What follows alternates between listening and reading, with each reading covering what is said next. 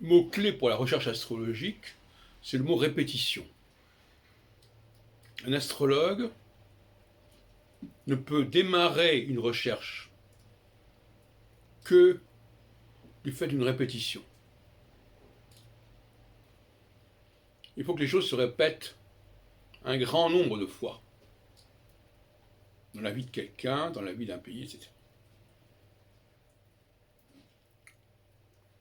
Il faut avoir un projet répétitif. Et cette répétition, elle doit être à l'échelle, à la mesure de l'homme. C'est-à-dire, il ne suffit pas de la situer dans une sorte de périodicité de plusieurs siècles. Parce que ce sont les gens qui se répètent, ce sont les réalités humaines qui se répètent, et pas seulement de grandes fresques historiques de longue durée, comme on nous a bassiné depuis les années 30 du siècle dernier.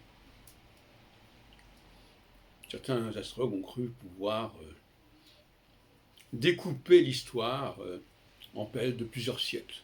C'est une chimère. Donc, il faut avoir un projet de répétition. Par exemple, moi, quand j'ai publié Clé pour l'astrologie en 1976, ma répétition, c'était les empires qui se créaient et qui se défaisaient. Le processus de création, ça se fait, ça se défait, ça se refait, ça se défait, etc. Voilà. Ça, c'est un phénomène qui peut typiquement intéresser l'astrologie. Et ce qui fait le caractère de l'astrologie ici,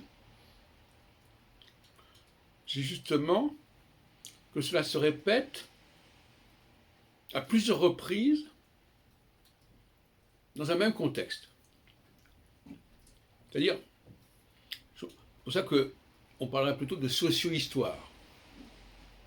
La socio-histoire correspond mieux à l'astrologie que l'histoire, ou que la sociologie. Socio-histoire, ça veut dire un phénomène social récurrent.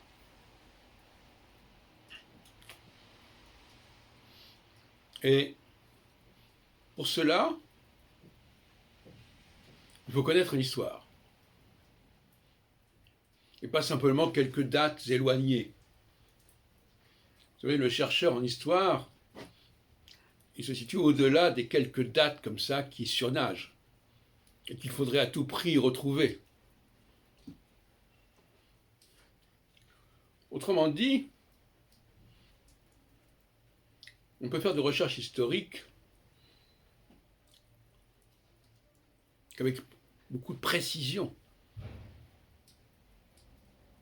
dans les événements. Et